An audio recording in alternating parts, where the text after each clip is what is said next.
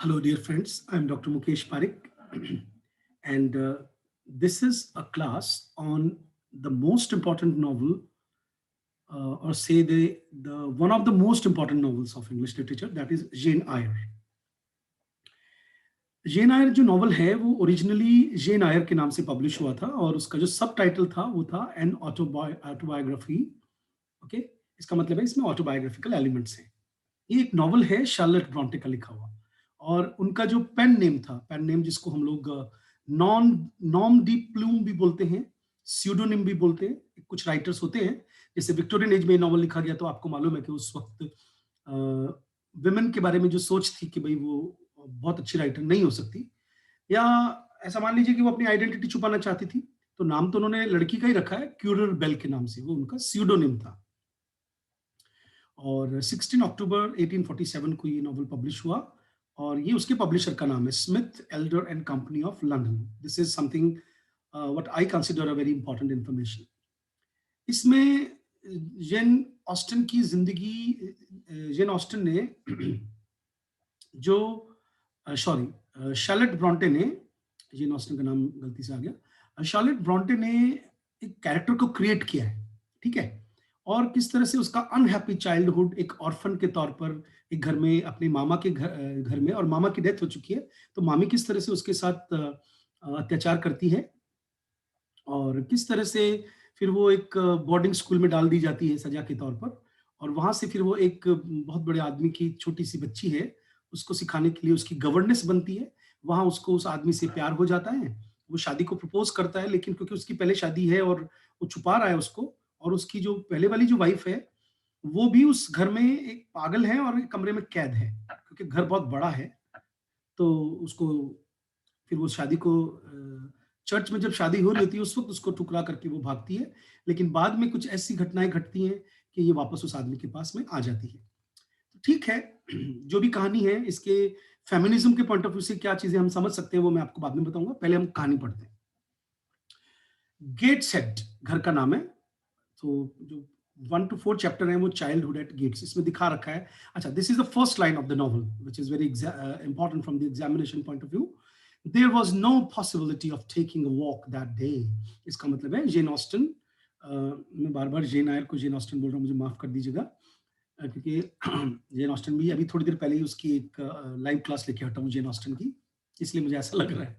ठीक है, जेन आयर जो नॉवल है, अच्छा, एपोनिमस एक वर्ड होता है जिसका मतलब होता है जिस कैरेक्टर पे नॉवल का टाइटल है वही कैरेक्टर नॉवल के अंदर मेन होता है, तो उसको अपन बोलते हैं एपोनिमस कैरेक्टर, ठीक है, EPON, एपोनिमस, NYMOUS।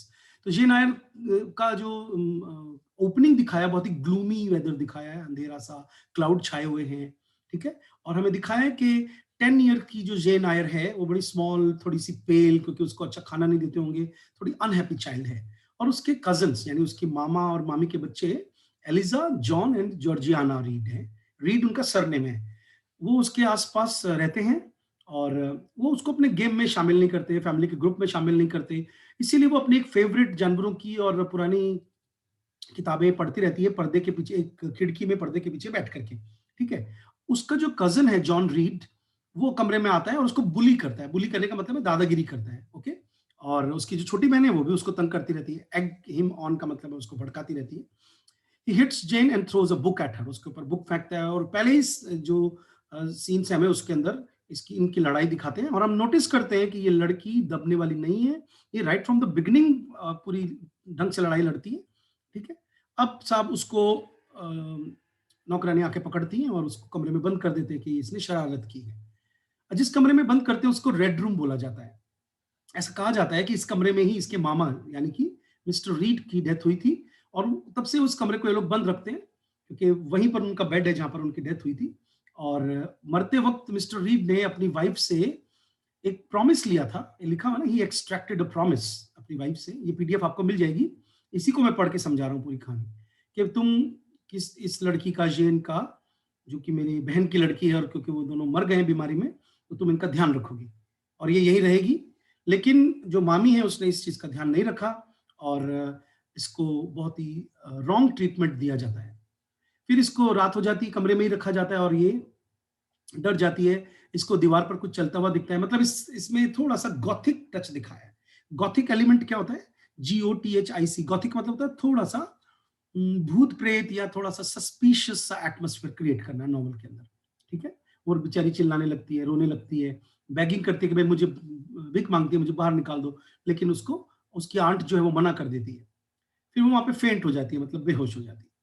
अब जब जेन को होश आता है तो उसको एक डॉक्टर आया हुआ है, और डॉक्टर ये डिस्कर्न कर लेता है, मतलब पता लगा लेता है कि जेन बीमार नहीं है, बल्कि वो नाखुश है, और उसको स्कूल भेजा जाना चाहिए। अब जब स्कूल की बात आती है तो आपको तो पता ही है कि वो मामी है, और एक सौतेली औरत की तरह, माँ की तरह वो ट्रीट कर रही है उसको, और उस पर खर्चा नहीं करना चाहती, लेकिन फिर भी एक चैरिटी स्कूल का हेड वहां पे बुलाया जाता है, ठीक है? और अभी मैं बता दूं, उसका नाम है मिस्टर ब्रॉकलहर्स्ट। ओके, वो बहुत ही ज्यादा स्ट्रिक्ट रिलीजियस ऑर्डर्स रखता है, और उसके स्कूल का जो चैरिटी स्कूल चलाते हैं, दान का स्कूल, उसका नाम है लोवुड इंस्टीट्यूशन। अब आप लोवुड से समझ सकते हो इसका सिंबॉलिक मीनिंग निकल रहा है। लो मतलब किस तरह से, क्योंकि यहाँ पे जितनी भी लड़कियां पढ़ती हैं उनका जीवन काफी सारे चैप्टर्स में बहुत नेगेटिव दिखाया है, ठीक है? सबसे पहले जैसे ही मिस्टर ब्रोकोलिस्ट उससे मिलने के लिए आते हैं, तो हम देखते हैं कि वो जेन को इंटेरोगेट करते हैं, काफी सारे क्वेश्चंस पूछते हैं, कि भाई, अच्छा, ये जो क्वेश्चंस पूछे जाते हैं इसका एक सिंबॉलिक सिग्निफिकेंस है। अलग अलग क्लासेस के स्टूडेंट्स, अलग अलग ग्रुप्स के स्टूडेंट्स, बैचेस के स्टूडेंट इस वक्त जो मुझसे जुड़े हुए हैं, वो सभी बच्चे इस वीडियो को देखेंगे। और मैंने कई क्लासेस में, कई बैचेस में ये बता रखा है कि कैटेकिज्म एक स्टाइल होता है। बचपन में जैसे हमारे यहाँ हिंदुओं में तो क्या है, मोस्टली कोई ऐसा सिस्टम नहीं क्रिएट किया हमने जिसमें छोटे बच्चों को गीता, रामायण, महाभारत हम पढ़ने के लिए रोज कुछ स्कूल में भेजे। लेकिन आपको पता है मदरसे होते हैं इस्लाम में, वहाँ पे बड़ा अच्छा उनको ट्रेनिंग दी जाती है अपने कुरान शरीफ की। और सिखों में भी घर घर में पाठ होता है गुरु ग्रंथ साहिब का, तो बच्चे सीख जाते हैं कुछ ना कुछ। और इंग्लिश कल्चर में क्या होता है, कैटेकिज्म की स्कूल्स चलती हैं, जिसमें क्या होता है, उनको बाइबल की नॉलेज दी जाती है छोटे छोटे क्वेश्चंस के रूप में। क्राइस्ट कौन थे, किसके यहाँ पैदा हुए थे, तो उसकी पैरोडी रखी गई है यहाँ पे, समझ रहे हो ना? पैरोडी का मतलब होता है नकल, कि वो आता है और इसको कुछ क्वेश्चंस करता है। अच्छा, ये जो आदमी ब्रोकलहर्स्ट आया है, क्योंकि चैरिटी के स्कूल से आया, तो ये अपने आप को बहुत इंपॉर्टेंट आदमी समझ रहा है। लेकिन ये नायर को दिखाया कि वो बड़े तरीके से आंसर्स देती है, और वो ये शो करती है कि पाप करने वाले को हम हेल में भेजते हैं, वगैरह वगैरह।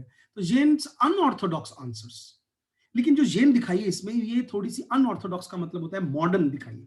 ओके, लेकिन इसके आंसर्स को सुन करके वो आदमी खुश नहीं होता है, और जो आंट होती है उसकी, वो भी बड़ी नाराज हो जाती है, ठीक है? और फिर वो डिसाइड करते हैं कि हम इसको स्कूल में भेजेंगे, ठीक है? अब साहब वो स्कूल आ जाती है, जेन्स लाइफ एट लोवुड। अब वो उसमें दिखाया कि वो जब लोवुड स्कूल के तक जाती है, तो उसकी पहली रात वहां पे बहुत बुरी बीतती है, उसको खाने को मतलब मन नहीं करता है। The next morning starts the gruelling routine of life at Lowood. Morning classes, then at an hour of reading from the Bible, then breakfast and a hymn. Hymn मतलब भजन गाना. The porridge is burnt and inedible. जो उनको दलिया दिया जाता है वो बिल्कुल जला हुआ है, खाने लायक नहीं है. Inedible मतलब ना खाने लायक. And by lunchtime, Jane, who has not eaten for over 2 days, is weak with hunger. बेचारी 2 दिन से भूखी है. The motherly figure of Miss Temple, एक और another important character आ गया नॉवल में. एक मिस टेम्पल है जो सुपरिंटेंडेंट है वहां पे, जो ये सारी चीजें देखती हैं। वो अपना खुद का जो, क्योंकि मैडम्स का खाना डिफरेंट होता है, वो खाना इनको अपना पैकेट इसको देती है। और लंच में जो जेन है meets Helen Burns, another important character लिखिए। एक लड़की है जिसके साथ ये रूम शेयर करती है ना, जो इसकी क्लोज फ्रेंड बन जाती है। अब क्या होता है, जेन की क्लासेस स्टार्ट होती है, और Helen has classes at the more advance table. पहाड़ों की जो जेन की क्लास, हेलन की क्लास थोड़ी बड़ी क्लास में पढ़ती है, with Miss Scatcherd who dislikes her for no reason. अच्छा, इसमें ये भी दिखा रखा है कि कोई बात नहीं, चीत नहीं, उसके बावजूद भी इन ऑर्फन गर्ल्स से मैडम्स जो है वो बहुत ज्यादा अच्छा ट्रीटमेंट नहीं करती हैं। मिस स्कैटशर्ट जो है कॉन्स्टेंटली रेप्रीमैंड्स हेलन। रेप्रीमैंड्स मतलब डांटना, फटकारना, for things like standing wrong, गलत खड़ी हो, not cleaning her nails. This culminates in a public lashing, और फिर बाद में उसको सबके सामने डंडे मारे जाते हैं। लैशिंग मतलब छड़ी से पीटना। कल्मिनेट्स का मतलब है ये सारी चीजें अंत में निचोड़ क्या निकलता है इसका, कि उनकी जो पब्लिक पिटाई होती है स्कूल में, जिसको अपन बोलते हैं कैपिटल पनिशमेंट या physical punishment. Jane is horrified. अब छोटी बच्ची, इसकी इस तरह से पिटाई पहले नहीं हुई, तो वो जब देखती है कि मेरे फ्रेंड की पिटाई हो रही है, तो वो डर जाती है, horrified. But Helen does not cry, क्योंकि वो आदी हो चुकी है। ये इसका रेजिस्टेंस दिखाया है एक तरह का, कि जब आप बहुत ज्यादा किसी बच्चे को डांटते हो, फटकारते हो, तो बाद में फिर वो उसका रिस्पॉन्स देना बंद कर देता है। Helen's lack of reaction only infuriates Miss Scatcherd. Infuriates मतलब नाराज कर देता है उसकी टीचर को। और जो जेन है वो देखती है कि इसमें तो बड़ा करेज है, और वो उसको अपना फ्रेंड मानती है और बड़ा उसको अ, अ, मतलब इंस्पायर होती है उससे। अच्छा, उसी शाम जेन जो है हेलन से बात करती है पनिशमेंट के बारे में, और Helen explains her fatalistic philosophies about life and religion.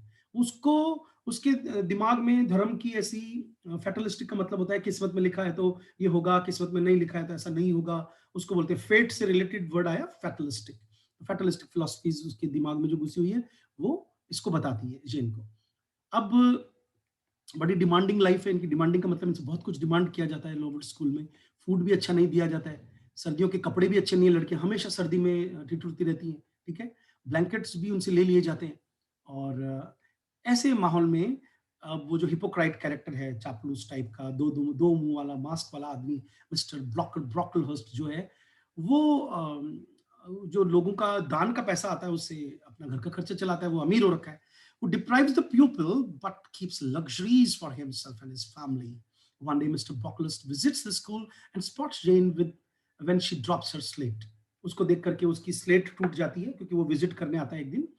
तो सारी स्कूल को वो बताता है कि वो लायर है, क्योंकि उसकी मामी ने जब वो घर आया था तो बताया था कि ये झूठ बोलती है और ये डेविल की एजेंट है, और किसी को भी इससे बात करने की जरूरत नहीं है। अब आप समझ सकते हो ना कभी स्कूल में हम लोगों के साथ भी ऐसा होता है। मतलब उस बिचारी के साथ ऐसा माहौल क्रिएट कर देते हैं कि उसको बड़ा ह्यूमिलिएट किया जाता है, and makes her stand on the stool for half an our.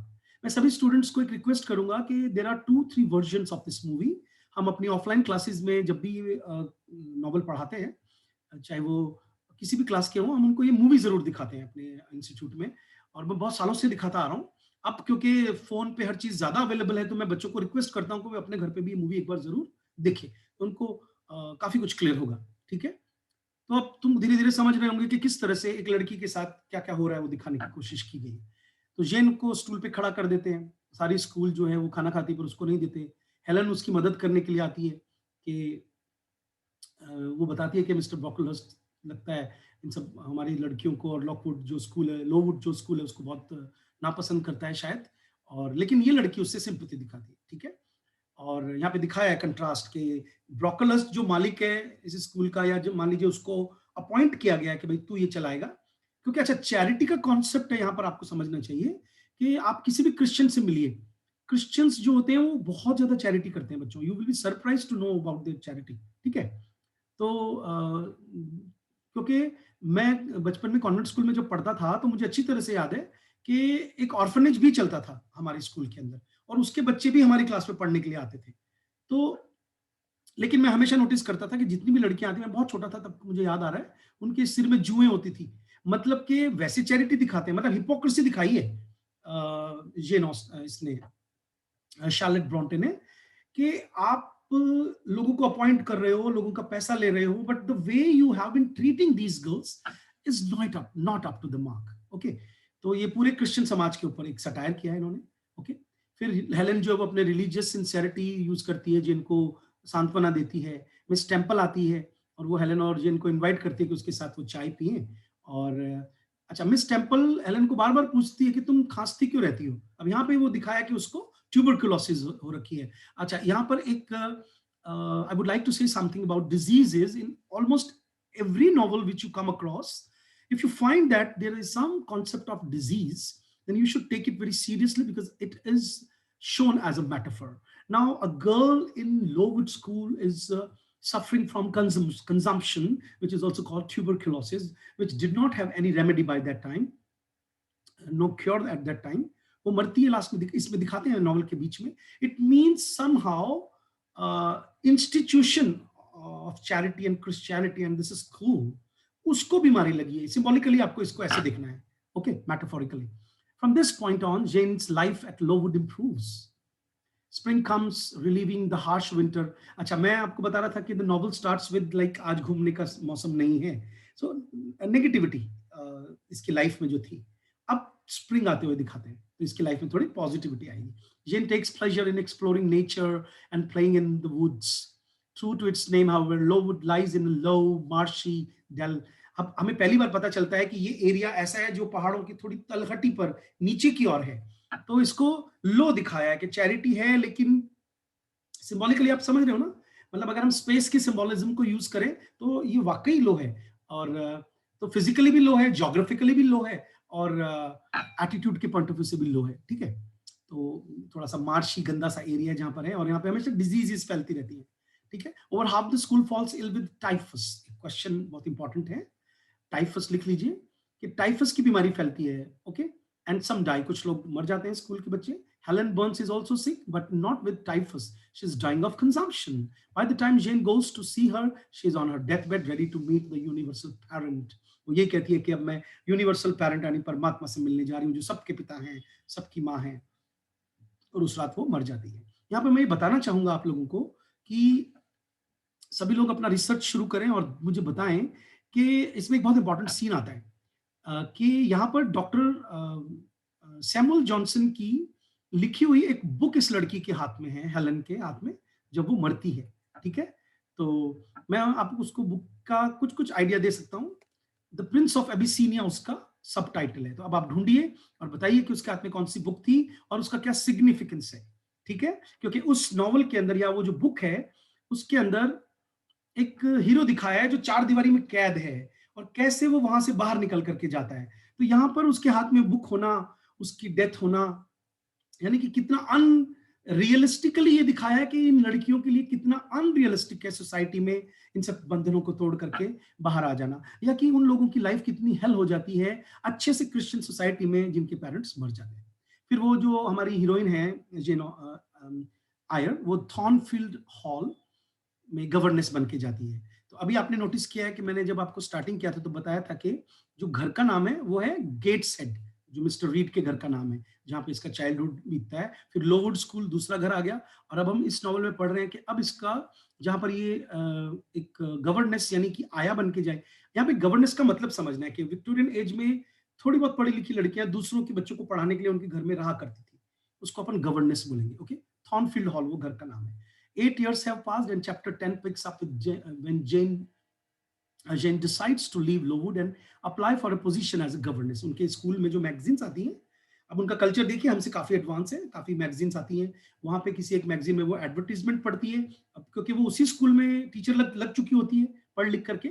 और बीच में नॉवल में ये दिखाते हैं कि जो ब्रोकलहर्स्ट है उसको हटा दिया जाता है जब ये डेथ वगैरह होती है बच्चों की, और स्कूल का जो सिस्टम है वो थोड़ा सा अच्छे लोगों के हाथ में दे दिया जाता है. वहां पे कंडीशन थोड़ी इंप्रूव होती है. ठीक है, और ये फ्रेंच और ये सब सीखती है, पेंटिंग सीखती है, इन सब में बहुत अच्छी है जेन आयर.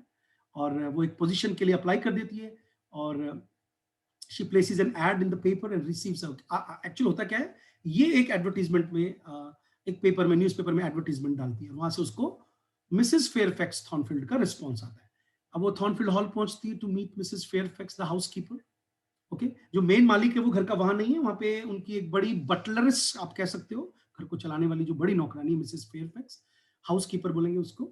वो उसका स्वागत करती है. Mr Rochester the master of Thornfield is absent on business. Jane student a little French girl named Adele, नाम लिख लीजिए.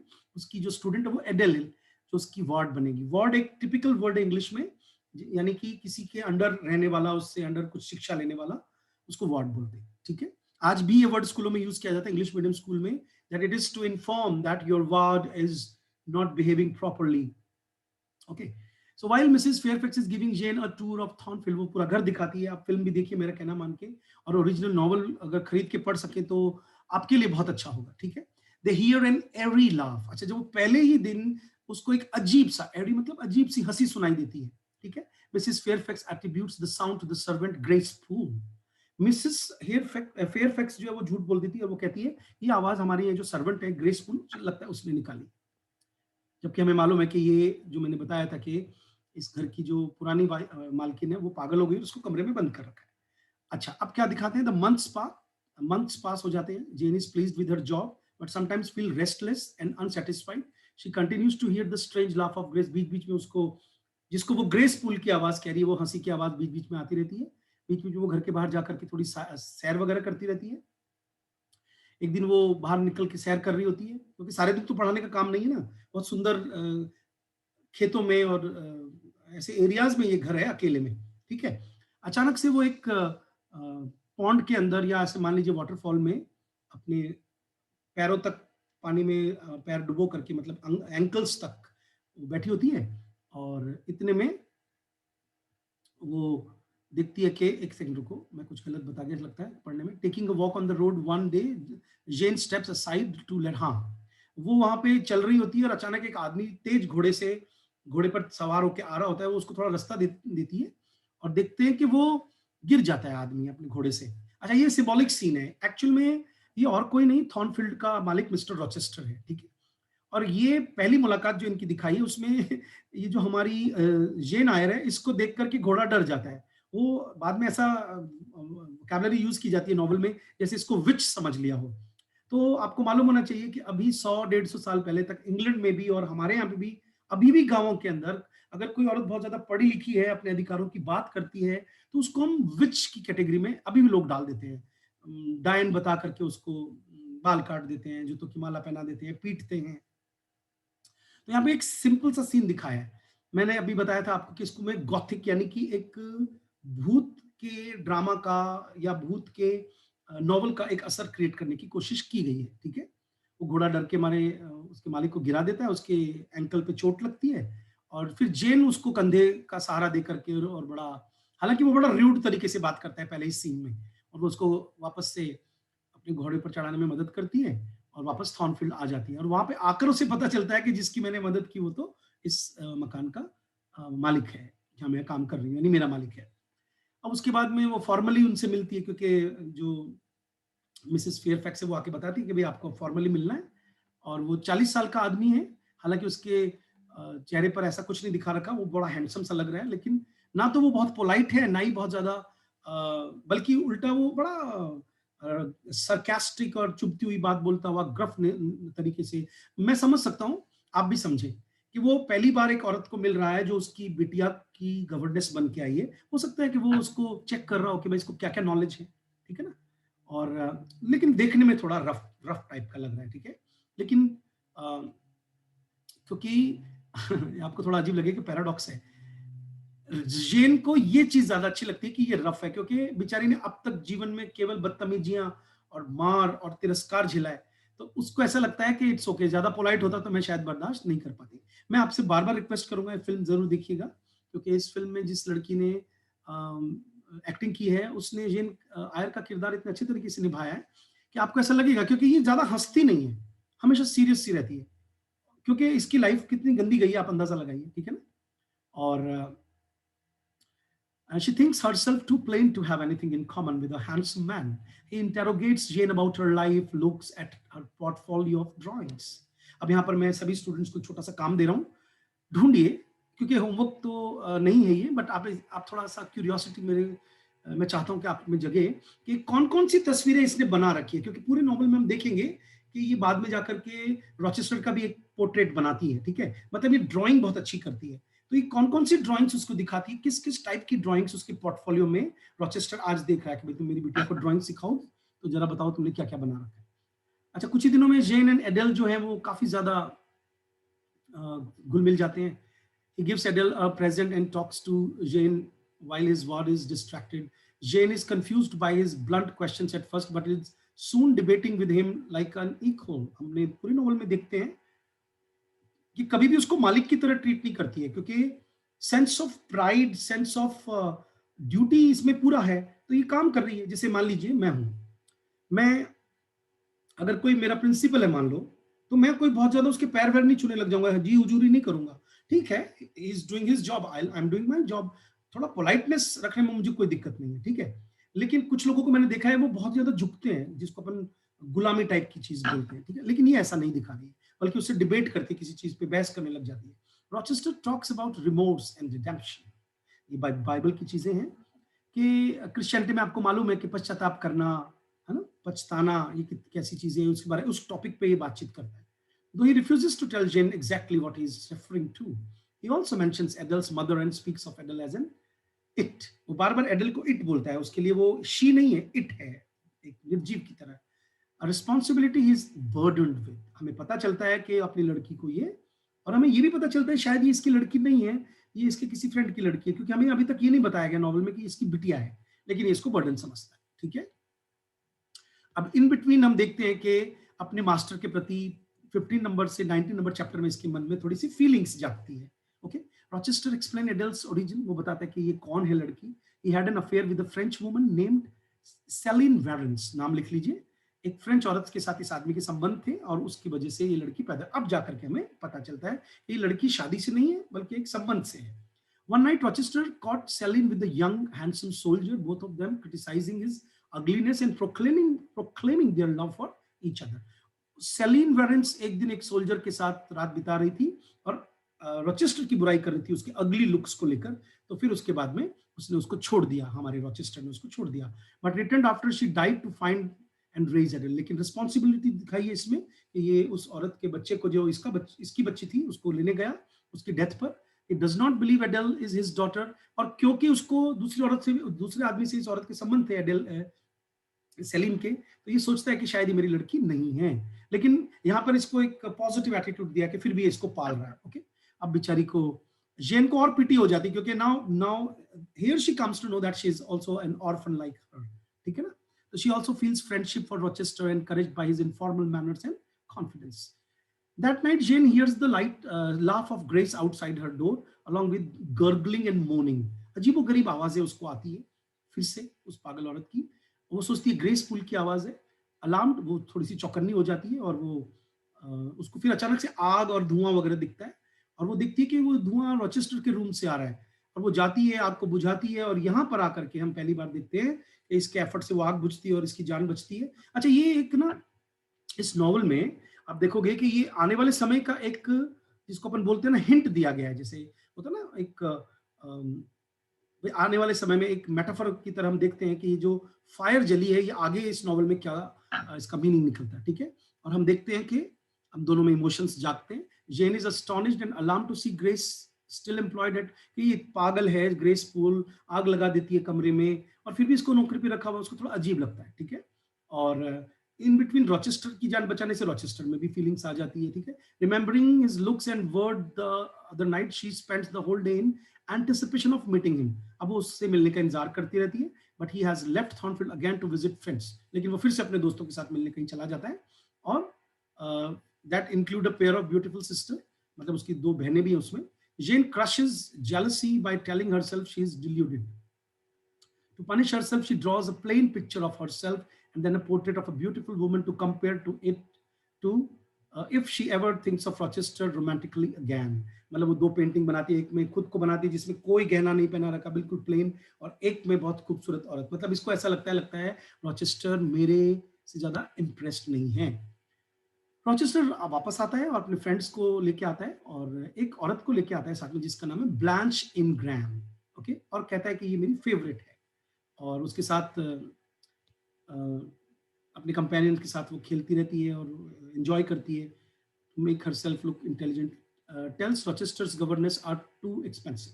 अच्छा, वो है आकर के बातचीत में इसको बताती है कि ये बड़ी महंगी गवर्नेंस लगता है। Tells story about how she and her siblings used to torment their governance, और फिर इस तरह की बातें चलती है कि हम भी अपनी गवर्नेंस को तंग किया करते थे। Jane is upset that Rochester would consider marrying such a woman. वो देखती है कि ये ऐसी औरत है, अजीबोगरीब तरह की बात करती है, इससे शादी करेगा ये। Guests amuse themselves by playing charades in which Rochester and Blanche stage a marriage. ये important scene है। Charades क्या होता है? Charades एक खास किस्म के रोल प्लेइंग होती है, कि जिसको अपन बोलते हैं कि बड़े जो लोग होते हैं ना, अरिस्टोक्रेटिक लोग या थोड़े से ज्यादा रिच लोग, वो ड्राइंग रूम में अलग अलग तरह के गेम्स खेलते हैं। ये पहले से ही चला आ रहा है, उसको charades बोला जाता है, इसका प्रोनाउंसिएशन है charades। ठीक है, it is obvious to Jane that Rochester does not love Blanche. देखने से पता चलता है कि उसको प्यार नहीं है, and will not only marry for her money, क्योंकि वो रिच है। As she is contemplating this one night, अच्छा, इस रात आज वो बहुत सोचती, कंटेम्पलेटिंग का मतलब मनन करना। कैरिज इतने में एक तांगा आता है, and a man named Mr Mason enters, introducing himself as an old friend of Rochester's from Jamaica. देखिए बच्चों, इसमें जमाइका एक कंट्री है जो कैरेबियन कंट्रीज होते हैं ना, जहाँ पे स्लेवरी हुआ करती थी, ब्लैक लोग रहा करते थे। वहां से एक आदमी आया जिसका नाम है मिस्टर मेसन। ठीक है, Jane is surprise to hear Rochester had travel to the Americas, के अच्छा वो इतनी दूर तक भी ट्रेवल कर चुका है, इसको बड़ा अजीब लगता है. Just then another visitor arrives, an old gypsy woman who offers to read the fortunes of the young ladies. वो आती है और सबका, जिप्सी समझते हो ना, जिप्सी का मतलब होता है जो बच्चे बहुत सीरियसली ये नॉवेल्स सुनना चाहते हैं, उनको ये पता होना चाहिए कि जैसे घुमंतु जो लोग होते हैं, इंग्लैंड भी आपको मालूम होना चाहिए कि बाहर के लोगों से आके बसाया गया है और वहां पर भी लोकल लोग रहते हैं, लेकिन हमेशा से ऐसा होता रहा है कि जो किसी जगह के अबॉरिजिनल या लोकल लोग होते हैं उनकी हालत हमेशा गरीबों जैसी हो जाती है. जैसे आज रेड इंडियंस अमेरिका में कैसे रहते हैं, या कि माओरी लोग जो है न्यूजीलैंड में और कैसे रहते हैं, ऑस्ट्रेलिया के जो अबॉरिजिनल या लोकल जो लोग हैं वो कैसे रहते हैं, वैसे. तो एक जिप्सी औरत आती है और वो सबका फॉर्चून पढ़ती है और उसको ऐसे दिखा रखा है. बस मैं इतना बताना चाहता हूँ कि जो बड़े बड़े नॉवलिस्ट होते हैं उनके सिंबॉलिक मीनिंग्स छुपे होते हैं. यहाँ पे एक जिप्सी औरत दिखाई है, ठीक है. जेन हैज हर फॉर्चून टोल्ड, वो उसका के वो बड़ी स्केप्टिकल है. अच्छा क्या होता है, उसका फ्यूचर बताते कि तेरे साथ ये होगा, लेकिन वो स्केप्टिकल है, वो इन चीजों में बिलीव नहीं करती. स्केप्टिकल मतलब शक, हर चीज में शक करना. तो जो फॉर्चून टेलर है, भविष्य बताने वाली, says that Jane could easily obtain happiness if she choose. भी हम सबके लिए एक मैसेज है यहाँ पे कि हम खुशियां प्राप्त कर सकते हैं अगर हम चाहें तो. बात बात पे क्रिटिसाइज ना करें, कोशिश करें कि हम क्या कर रहे हैं दुनिया के लिए, ये हम नोटिस करें. ऐसे करके हम देख सकते हैं कि खुशियां तो हमारे आसपास ही मंडराती हैं, है ना. तो ये एक मैसेज दिया है नॉवल में. After the rest of the fortune telling, the gypsy woman reveals herself to be Mr Rochester in disguise. और फिर हमें पता चलता है कि वो तो मिस्टर रॉचेस्टर ही भेष बदल के आया हुआ है. Jen tells him that a man named Mason from the West Indies, वो फिर बताती है कि कौन कौन तुझसे मिलने आया है. उसके बाद में आगे का हम पढ़ते हैं 20 से लेकर के 24 तक के अंदर. चेंजेस फॉर द बेटर, अब इसकी लाइफ में कुछ अच्छा घटता है.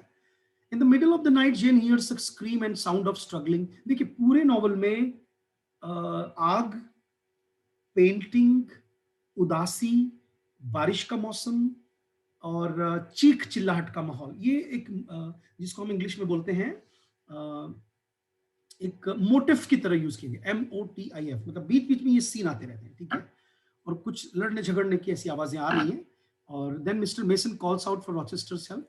Everyone runs out into the hall to see that the matter is. Rochester says that a servant had a nightmare. अच्छा, रॉचेस्टर उसको बताता है जेन एयर को कि नहीं किसी को बुरा सपना आया था, और सबको मतलब भेज देता है अपने अपने कमरे में. और Jane, whom he asked to help him, they go up to the attics and Jane hears Grace's laugh again. Attic का मतलब होता है सीढ़ियों के ऊपर का कमरा.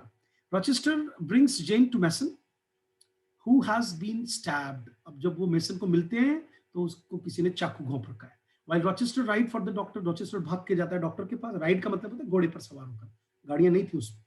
Jane tends to the wounded man. When Rochester returns, he and Mason discuss the she. वो बार बार she का नाम लेते हैं, उसने ऐसे किया, उसने ऐसे किया, कि भाई.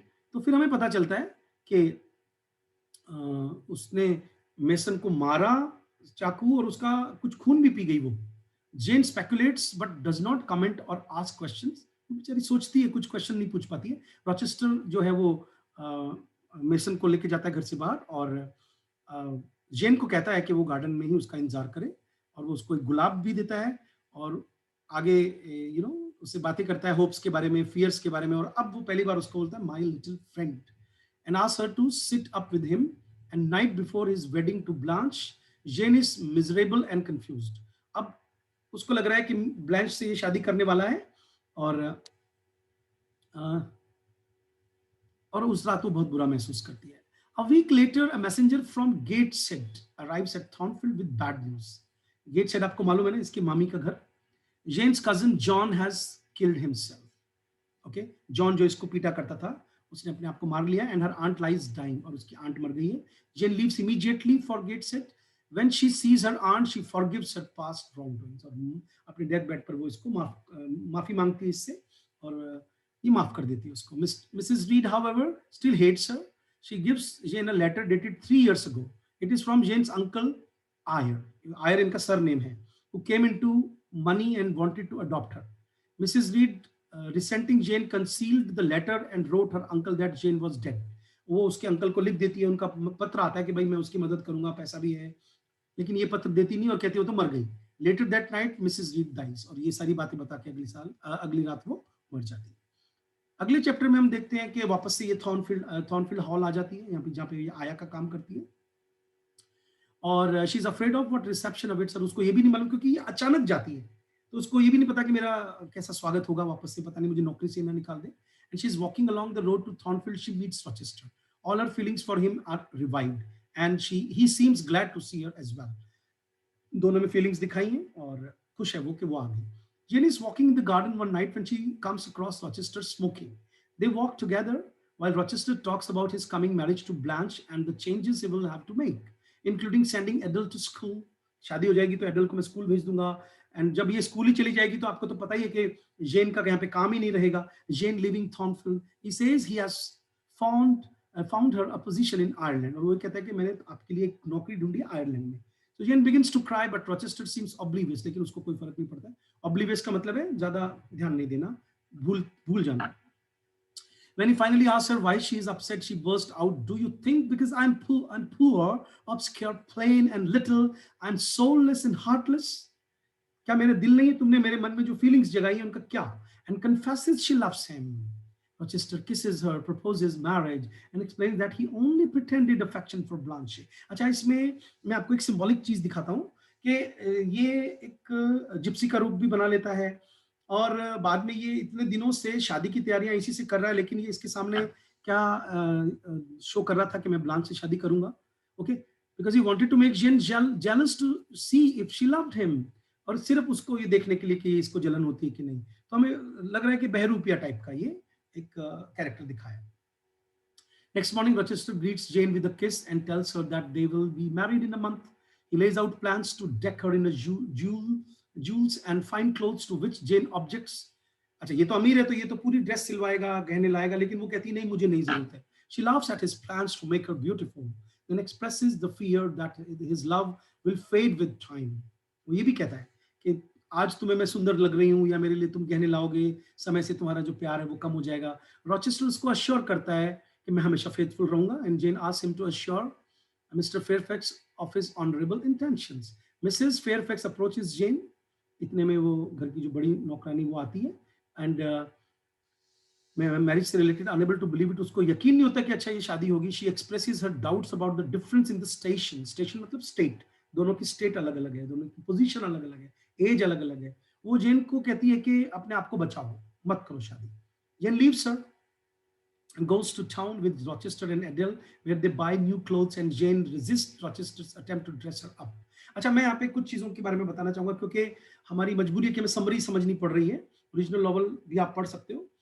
आप देखिए कि ये ना किसी भी ऐसे अटेम्प्ट को मना करती है। ये कैसे फेमिनिस्टिक नॉवल है, हालांकि उतना फेमिनिस्टिक नहीं है क्योंकि तब तक उतना फेमिनिज्म नहीं आया था, क्योंकि लास्ट में अगर शादी होते हुए दिखा देते हैं तो इसका मतलब है अगेन लड़की जो है वो गुलाम हो गई उस शादी की। ओके, आदमी की जरूरत है उसको, she can not have her own life, her own according to her own intentions. लेकिन इसके बीच बीच में जो मेटाफर्स है, जो सिंबॉलिक एक्शंस हैं, उनसे ये बहुत इंपॉर्टेंट बन जाता है नॉवल। जैसे अपने आप को ड्रेस नहीं करने दे रही है, सुंदर बनाना चाहता है तो वो मना करती है, ये सब चीजें। अच्छा, ये ड्रॉ करती है उसकी पेंटिंग, वो नहीं ड्रॉ करता, मतलब she has in her power to create a character which is a male. Otherwise mostly क्या हुआ है, मेल ने अपने हिसाब से फीमेल फिगर्स क्रिएट किए हैं नॉवेल्स वगैरह में, ठीक है। और ये अच्छा सा सीन दिखाते हैं। Heading Mrs. Fairfax advice, she keeps Rochester's advances at bay with party. अच्छा, वो मिसेस फेयरफैक्स ये भी कहती है कि आप क्या करो, ज्यादा इसको नजदीक मत आने दो, क्योंकि उसको ये डर लग रहा है, क्योंकि वो एक ऐसी असलियत जानती है जो शायद अभी जेन आयर को मालूम नहीं है। तो सस्पेंस भी है नॉवल में। It is the night before the wedding and Jane is troubled. एक जस्ट रात पहले उसको बहुत एंजाइटी टाइप की हो रही है। She tells Rochester of 3 strange nightmares she had. Important question बनेगा। 3 सपने आते हैं उसको। The third was the most frightening. सबसे डरावना सपना तीसरा था। Jane dreamed that a woman with dark hair and a purplish vampiric, vampire का मतलब होता है डायन टाइप की, जो दूसरों का खून पीती है। एक उसके कमरे में आई औरत, और उसके शादी के कपड़े को, ब्राइडल वेल का मतलब है ब्राइड का सफेद कलर का जो पूरा गाउन होता है, जिसके ऊपर भी एक कवर करते हैं ना वो चेहरे को, कहता उसको फाड़ दिया किसी ने। When she woke up, the woman was gone. जागी तो वो औरत चली गई। But the torn veil was still there, लेकिन ये जो वेल है जो फड़ा था वो वहां है। रॉचेस्टर इज हॉरिफाइड, रॉचेस्टर बहुत डर जाता है। He says it must have been the servant Grace Poole and comforts Jane with the prospect of their wedding day. समझ रहे हो ना कि इसकी शादी के पहले ही, तो अब धीरे धीरे कोई है जो इसको लगा सपना है लेकिन ये गहरी नींद में होगी, लेकिन सच्ची में कोई ऐसा था जिसने इसका शादी की ड्रेस फाड़ने की कोशिश की। Jane and Rochester go to the church to be married, but when the priest asked, आपको मालूम है एक शेक्सपियर की पोयम भी है कि let me not to the marriage of true mind admit impediments, है ना। एक एंग्लिकन चर्च की जो शादियां होती हैं उनमें एक प्रथा निभाई जाती है इंग्लैंड में कि जैसे इस्लाम में होता है ना निकाह कबूल है, पूछा जाता है काजी साहब के या मौलवी साहब के सामने, ऐसे ही क्रिश्चियनिटी में पूछा जाता है कि क्या कोई इम्पेडिमेंट तो नहीं है। चर्च में फादर पूछते हैं बाकायदा जो शादी करवाते हैं, तो प्रीस्ट पूछता है कि भाई कोई रीजन, कोई ऐसा तो नहीं जो मैट्रिमोनी को लेकर के कोई प्रॉब्लम हो, शादी को लेकर कोई ऑब्जेक्शन तो नहीं है। Mister mason and his lawyer अचानक से कहीं से आ जाते हैं और वो एक लीगल एविडेंस प्रस्तुत करते हैं, proof Rochester is already married to Bertha Mason of Spanish town, Jamaica. Jamaica देश की स्पेनिश टाउन की रहने वाली बर्था मेसन से इसकी शादी ऑलरेडी हो चुकी है। Rochester leads everyone to Thornfield to show them his wife Bertha. अब वो सबको अपनी वाइफ दिखाता है जो पागल है। वो कहता है कि ये इसको तुम मेरी वाइफ कहते हो, ये पागल है। तो अब हमें ये रहस्य खुलता दिखता है कि वो ग्रेस पूल नहीं है, आग लगाने वाली, शादी की ड्रेस का ऊपर का हिस्सा फाड़ने वाली और रोज रात को चिल्लाने वाली वो औरत, और वो मेसन को मारने वाली, चाकू और उसका खून पीने वाली, वो और कोई नहीं, एटिक में रहने वाली एक औरत है। और who is insane lives in attic room with her nurse grace, और उसकी देखभाल करने के लिए जो नर्स छोड़ी वो है ग्रेसफुल, लेकिन वो कोई घर वाला जेन आयर के सामने उसका नाम नहीं लेता अब तक। तो मेसन के जो वकील आए हैं साथ में, tells Jane that Mason heard of Jane's marriage through her uncle Eyre in Madeira. अब देखिए ये वो आयर अंकल है ना जिन्होंने जेन ऑस्टन के लिए पैसे छोड़े, इनके दूर के रिश्तेदार हैं, उन्होंने ही पत्र लिख करके इनको बताया मेसन को कि ये जो आदमी रॉचेस्टर है ये शादीशुदा है, but that her uncle was dying when they left him. तो Jane locks herself in her room. ये सुन करके वो अपने आप को कमरे में बंद कर लेती है। Jane decides she must leave Thornfield but Rochester wants her to live as his mistress. शादी तो हो नहीं सकती, वो कहता है कि चलो तू मेरी मिस्ट्रेस बन जा, मेरी रखेल बन के रह ले। कितनी इंसल्टिंग प्रपोजल है ना, कि बिना शादी के मेरे साथ रह ले। तो जेन रिफ्यूज कर देती। Rochester threatens rape. कितनी अजीब बात है, वो कहता है मैं जबरदस्ती तेरे से रेप करूंगा। और Jane starts to cry and he repents. फिर वो एक्चुअली में वो गुस्से गुस्से में ऐसा बोलता है, मैं उसका पक्ष नहीं ले रहा हूं, पर मैं ये बता रहा हूं कि वो ऐसा करता नहीं है, वो रिपेंट करता है बाद में, asking to explain himself. He says that he was the younger of two brothers. उसकी पूरी कहानी हमारे सामने आती है कि दो भाइयों में वो छोटा था। His father was a greedy man who plan to give the estate to his older son. Christianity में आपको पता है प्राइमोजेनिचर का लॉ चलता है, अर्थात जो पहले पैदा हुआ है उसको सारी प्रॉपर्टी मिलती है। But could not bear the thought of his younger son living poor. लेकिन उसने ये भी नहीं, उस आदमी से ये भी नहीं बर्दाश्त हुआ कि मेरा छोटा बेटा गरीब रह जाएगा। So he arranged a marriage with Bertha Mason. इस लड़की से उसकी शादी तय कर दी, जो कि एक बहुत रिच क्रियोल फैमिली की लड़की थी। अब ये क्रियोल कौन होते हैं अपनी कॉपी में लिखिए। 2 या 3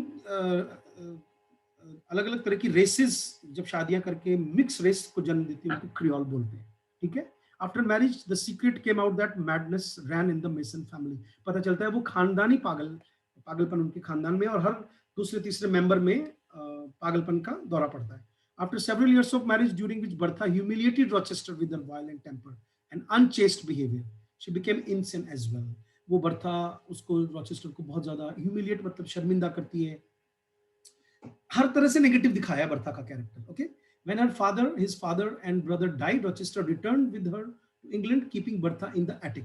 फिर वो जब भाई और फादर मर जाते हैं किसी वजह से, तो ये उसको औरत को ला करके यहाँ पे एटिक में रख देता है, एक नर्स रख देता है, और जो वाइल जो वो खुद है वो अलग अलग औरतें रखता फिरता है क्योंकि उसकी जो शारीरिक जरूरतों को पूरा करने के लिए। तो Rochester also tells Jane how he felt when he met her. लेकिन जब वो मिली तो उसको कैसा लगा वो बताता है, और कैसे वो जब पहले दिन ही उससे प्यार हो जाता है ये बताता है उसको। Jane still refuses to be his mistress and leaves the room. That night she dreams her mother tells her to flee temptation.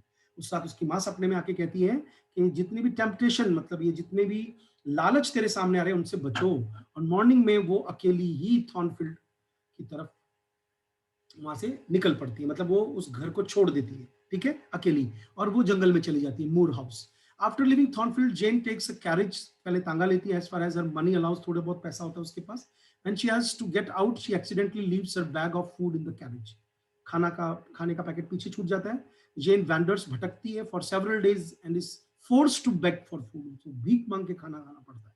Near death from hunger and exposure, exposure का मतलब है सर्दियों का देश है वो, बेचारी के पास शॉल नहीं, गर्म कपड़े का कोट नहीं, क्योंकि वो बहुत ज्यादा अजीब सी, क्योंकि देखिए इसको हम कैसे जस्टिफाई करेंगे, रेप तक करने की धमकी दी ना उस वक्त, तो उसका मेंटल लेवल ठीक हो गया, लेकिन कोई जरूरी तो नहीं है, गरीब लड़की है, क्या पता वो उसको कमरे में बंद कर दे जब उसने अपने पहले वाली वाइफ को भी बंद कर रखा है। तो she walks towards a light on the moor, moor मतलब जंगल, झाड़ियां ही झाड़ियां हो, जहां पर दूर एक लाइट दिखती है वहां जाती है।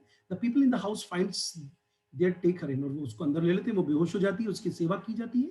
फिर वो जो रिकवर हो जाती है, तो उसको पता चलता है कि ये रिवर्स फैमिली है जो इसकी मदद कर, रिवर्स मतलब एक सरनेम है, और वहां पे दो बहनें हैं, मैरी एंड डायना, और उनका ब्रदर है mister reverend Saint John, Saint John पढ़ा जाता है इसको इंग्लिश में, सिंजन, क्या पढ़ा जाता है, सिंजन। हालांकि सेंट जॉन पढ़ो तो भी कोई बुराई नहीं है, but let me tell you, like if someone speaks in front of your St John, you should understand, like you know, okay. और एक उनकी मेड है, उसका नाम है हेना, ठीक है। अब ये रेवरेंट क्यों लिखा हुआ है, आर ई वी का शॉर्ट, रेवरेंट का शॉर्ट फॉर्म है REVEREND। रेवरेंट का मतलब होता है रेस्पेक्टेड, अर्थात जो फादर लोग होते हैं ना चर्च में, उनके यहाँ पे यूनिवर्सिटीज में पादरी बनने की ट्रेनिंग दी जाती है सरकार के पैसे से, और फिर वो सरकारी नौकरी लगती है, और फिर ये लोग दूर देशों में भी क्रिश्चियनिटी को फैलाने जाते हैं। ये बड़ा इंटरेस्टिंग कैरेक्टर है। उनका जो घर है वो यहाँ है बिल्कुल जंगल में। And Jane gives an alias, alias का मतलब होता है अपना झूठा नाम बताती है, और part of her story to its inhabitants, कुछ कुछ स्टोरी अपनी बता देती है, क्योंकि वो अचानक से ऐसे मिली है ना, तो सबको अजीब लगता है कि भाई तुम कौन हो। They agree to shelter her and help her find work, कहते हैं हम तेरी मदद करेंगे, तुझे वर्क ढूंढ के देंगे। Jane thinks of St John very handsome but cold and stern, उसको स्टर्न लगता है, थोड़ा सा कोल्ड और रूखा टाइप का आदमी है, लेकिन हैंडसम लगता है। अब जेन और उसकी जो सिस्टर्स हैं, वो दोनों फ्रेंड्स बन जाती हैं फटाफट से, और St John he is reserved by nature, often away because of his parish duty, parish का मतलब चर्च की ड्यूटी से ज्यादातर वो बाहर रहता है। But when Jane hears him preach, she feels elevated, लेकिन वो बहुत एलिवेटेड स्टाइल में अपने लेक्चर्स देता है, अपने धर्म से रिलेटेड बाइबल की कहानियां, वो बड़ा एलिवेटेड फील करती है उसको सुन करके, ओके। और बाय हिज पैशन, उसमें बहुत जोश आ जाता है जब वो भाषण देता है। He arranges for Jane to start a school for country girl, और आसपास की गांव की लड़कियों को पढ़ाने का काम भी वो ढूंढ लेता है, ठीक है। 3 days before this, they receive a letter that their uncle is dead, but because of an old quarrel with their father, has left them nothing. Uncle मर गए हैं, लेकिन लड़ाई की वजह से इन परिवार वालों के लिए वो कुछ छोड़ के नहीं गए। तो पूरे नॉवल में तुम ये भी देख रहे हो कि कोई अंग्रेजों के यहाँ पे मरता है, तो वो कोई ना कोई लेगेसी छोड़ जाता है मरने वाले के, बाकी जो जिंदा परिवार है। तो कभी कभी ऐसा भी देखने में आता है कि किसी को बहुत सारा पैसा मिल जाता है अचानक से, ऐसा इस प्ले में भी, इस नॉवल में भी होगा। Jane moves into her school teachers cottage and begins to teach, इसमें दिखाते हैं नया करियर मिल गया इसको गांव की स्कूल में पढ़ाने का। दो she reflects with sorrow on the life she has lost, क्योंकि इसको प्यार था रॉचेस्टर से, तो उसको रिफ्लेक्ट का मतलब है मनन करती रहती कि अच्छा वो कितना अच्छा घर था जहां मैं रहती थी। सिंजन उसको विजिट करता है। This marks the beginning of a close friendship between them, दोनों बड़े क्लोज आ जाते हैं। ही कन्फाइड्स मतलब अपने दिल की बात कहता है जेन को, that he intends to go to India, कि वो इंडिया जाना चाहता है मिशनरी वर्क के लिए। मिशनरी का मतलब क्या होता है अब कहना नहीं चाहिए, लेकिन हमारे यहाँ जितना भी क्रिश्चियनिटी को फैलाया गया है वो मिशनरी वर्क्स थे जो वहां से वो आए थे, ठीक है। अब now they are part and parcel of our country, they are part of secular India, whatever, blah blah blah.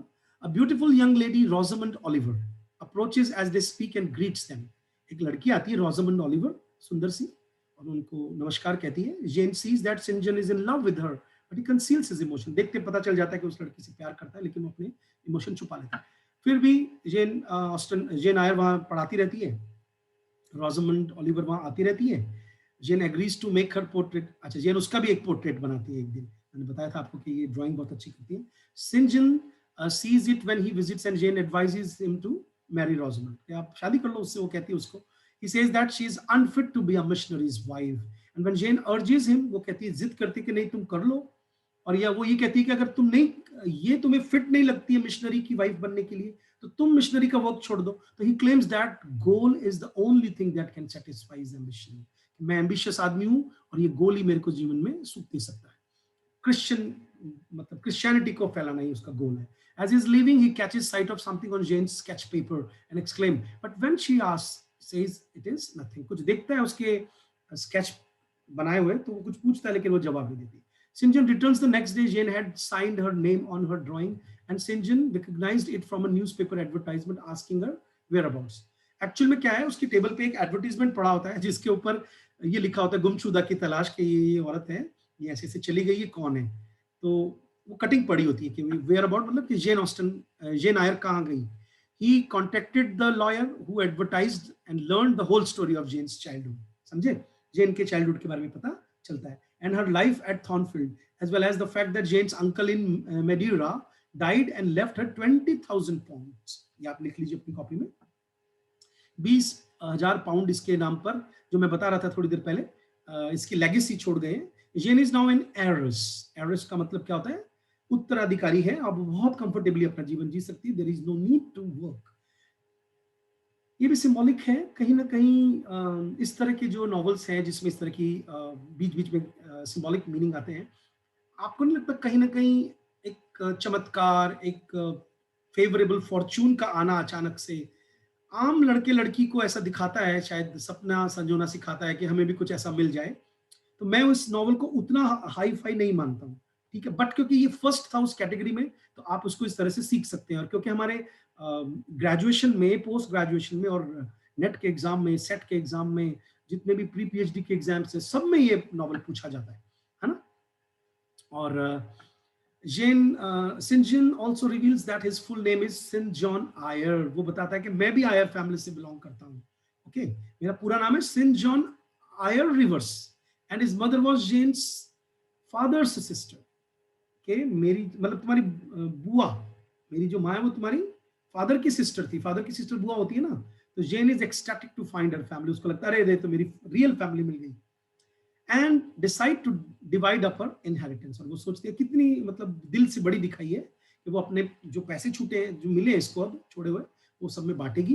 क्योंकि इनको थोड़ी देर, इनके अंकल जो डेड मरे थे फादर से झगड़े की वजह से, इन तीनों बहन भाइयों को कुछ दे के नहीं गए. तो ये कहती है मैं बांटूंगी विद 5,000 पाउंड्स अपीस. तीनों को 5,000 पाउंड और खुद के पास 5 रखेगी. The cousins become financially independent. और ये कजन्स आपस में इंडिपेंडेंट हो जाते हैं financially.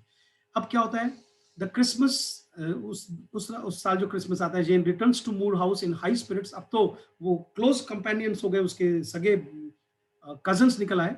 Rosamond is to marry someone other than Saint John. लेकिन पता चलता है कि रोजामंड ओलिवर जो वो किसी और से शादी करेगी, but this does not seem to disturb him.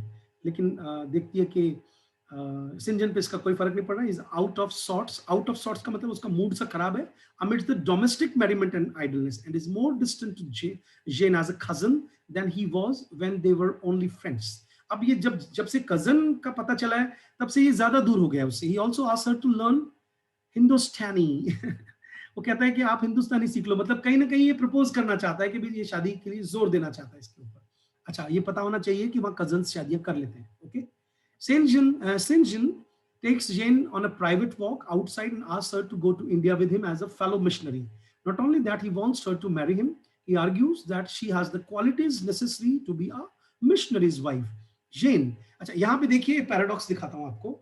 ये सबके कैरेक्टर पोर्ट्रेट बनाती है, ये सबको जज करती है, लेकिन यहाँ पे दिखाया है कि ये बंधना नहीं चाहती है. इसकी क्वालिटीज इसको नहीं पता, और इसका कजन जो इससे शादी करना चाहता है वो इसमें देख रहा है कि तेरे में ये क्वालिटी है. ठीक है, जैसे अपने आप बहुएं चुनी जाती हैं कि हमारे बेटे के लायक गुण हैं. ये तो कोई बुरी बात नहीं है ऐसी इस तरह से बहू ढूंढना, लेकिन मेरा कहने का मतलब है, अब लायक होने के कोई अलग अलग मापदंड हो सकते हैं ना.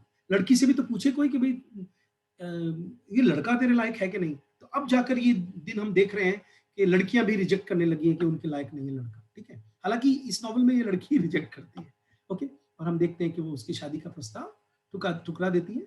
Or Jane scorns him and his offer of false love, angering St. John and causing a permanent break between them.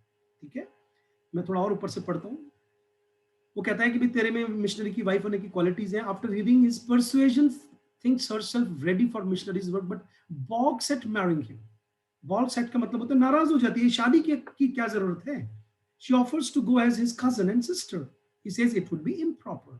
वो जिद करता है शादी की, तब वो नाराज हो जाती है और दोनों हमेशा हमेशा के लिए मतलब परमानेंट ब्रेकअप हो जाता है. St John is extremely cold towards Jane throughout the next week. अब देखो इसके अंदर काफी ज्यादा हिपोक्रेसी है कि उसके बाद वो इससे बात ही नहीं करता है। And finally she attempts reconciliation, वो आगे होकर के फिर रिकंसिलिएशन का मतलब है बात को मनाती है एक दूसरे को। However their natures are complete opposite and Jane only makes matters verse.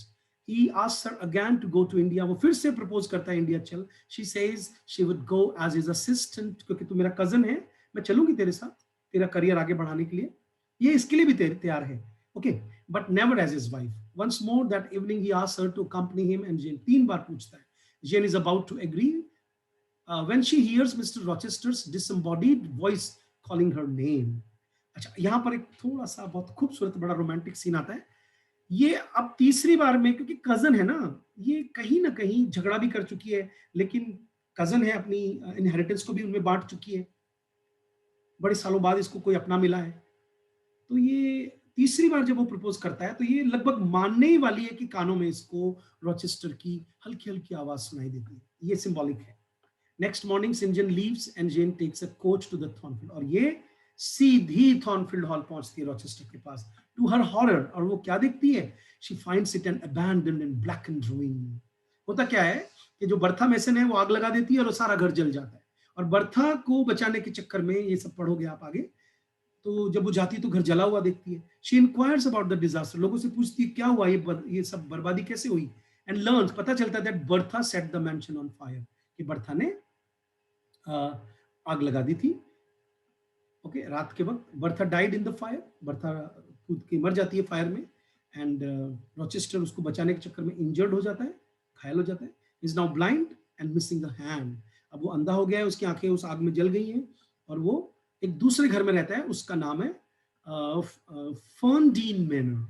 ठीक है, Jane arrives at Ferndean and is reunited with Rochester, उसके साथ मिल जाती है। बहुत ही इमोशनल सीन है दोनों का। She tells him everything that happened since left, क्या क्या हुआ। Is at first jealous of St John, वो सारी बात बताती है, तो उसको बड़ी जलन होती है कि सिंजन इसका मतलब कजन है, शादी भी कर रहा है, अमीर भी हो गया, अब तो नौकरी भी मिली हुई है इंडिया में। But Jane assures him that she did not love, ये लव पर बेस्ड शादी करना चाहती है, और अब ये लूटे पिटे आदमी के पास आ गई है just because of love. Rochester is worried about his blindness and crippled hand, एक हाथ खराब हो गया है, अंधा हो गया है। बट जेन स्वेयर्स, वो कसम खाती that she loves and will marry him anyway, वो किसी भी कीमत पर उससे शादी करेगी। अब लास्ट चैप्टर आ जाता है और वो कहती है रीडर आई मैरिड हिम, हमें बताती है थर्ड पर्सन में, हमें बोलती है फर्स्ट पर्सन में खुद के बारे में, और हमको रीडर कह के संबोधित करती है। And the last chapter of Jane Eyre relates the happy conclusion. Jane is now 10 years married, 10 साल हो चुके हैं नॉवल जब खत्म होता है तो शादी को, बच्चे हो गए खूब सारे। Rochester eventually regain some of his, और उसकी सेवा से कुछ उसकी नजर वापस आ गई है। Jane keeps a frequent correspondence with Mary and Diana, वो बोथ मैरी हैप्पीली, दोनों की शादियां हो गई उसकी कजिन्स की। St John goes to India unmarried and Jane Eyre ends as Jane receives the last letter from him and which he anticipates his death and eternal reward, और वो हमें बताता है कि उसको इसी से प्यार है और वो हमेशा उसका इंतजार करेगा, और वही उसका डेथ ही उसका शाश्वत रिवॉर्ड होगा। लास्ट लाइन में बता रहा हूं, आपको मालूम होनी चाहिए नॉवल की, आमीन इवन सो कम लॉर्ड जीसस, ये इस नॉवल की लास्ट लाइन है। तो मैंने काफी एफर्ट करके इतनी लंबी समरी आपको चैप्टर वाइज समझाने की कोशिश की है। मैं चाहता हूं कि जितने भी स्टूडेंट्स हैं सभी इससे रिलेटेड ऑब्जेक्टिव टाइप क्वेश्चंस की कोशिश करें। जो बच्चे मुझे नेट के लिए देख रहे हैं वो इस बात का ध्यान रखें कि ऐसे में बहुत सारे अब जितने सारे बैचेज हैं उनको मैं ऑलरेडी दे चुका हूँ इस तरह के रिकॉर्डेड ऑडियोज एंड वीडियोस, और जो लोग ग्रेजुएशन में इस नॉवल को, जिनके सिलेबस में उनको ये मिलेगा, मैं चाहता हूँ कि वो ओरिजिनल, ग्रेजुएशन वाले स्टूडेंट्स को ओरिजिनल नॉवल खरीदना है। हाँ, अगर वो अपने आप को इस कैटेगरी में समझते हैं कि नहीं हम ओरिजिनल नहीं पढ़ सकते, तो मैं इंसिस्ट नहीं करूंगा। बट मैं याद रहे, किसी भी टीचर को घटिया बनाने में स्टूडेंट्स का ही योगदान होता है, टीचर्स का भी घटिया नहीं होते। तो अगर मैं कह रहा हूं बीइंग अ टीचर कि आप ओरिजिनल नॉवल ऑर्डर कर दें, उसको निकालें, रोज थोड़ा थोड़ा पढ़ें, क्या बुराई है? आप पढ़ोगे नहीं तो इंप्रूव कैसे होंगे? नंबर 1। नंबर 2, नेट के और सेट के और प्री पीएचडी के जितने भी स्टूडेंट्स हैं जिन्होंने पिछले 10 दिनों में मतलब मेरे ख्याल से 50-60 स्टूडेंट्स ने मुझसे स्टडी मटेरियल मंगवाया है, और मैं सभी से कहना चाहूंगा कि मेरे यूट्यूब के सारे वीडियोस देखिए लगातार, मेरी पीपीटीज को देखिए, मेरे रिकॉर्डेड वीडियोस को देखिए, इन सब चीज़ों को सब्सक्राइब कीजिए। और मेरा जो स्टडी मटेरियल है, जो कि बहुत डिटेल्ड और अपडेटेड मटेरियल मैंने अभी पिछले 3 महीनों में बैठ करके दोबारा से बनाया है, इसको आप ऑर्डर करिए प्रिंटेड, उसकी कीमत 10,000 है, और उसको आप मंगा लीजिए। व्हाट्सएप पर मुझे मैसेज कीजिए और अपना एड्रेस और पिन कोड नंबर दीजिए और मेरे से बात कीजिए, ताकि वो मैटर आप तक जितनी जल्दी हो सके पहुंचे और आपका कोई ना कोई बेनिफिट हो। Thank you very much.